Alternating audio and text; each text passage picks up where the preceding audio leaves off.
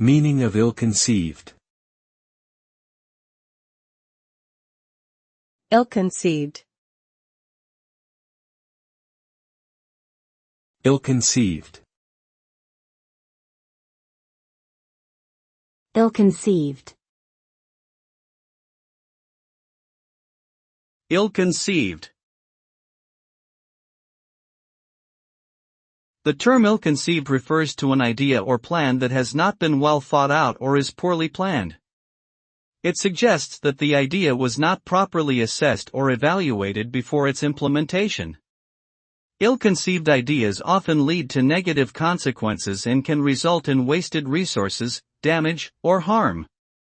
They can also lead to missed opportunities and lost potential.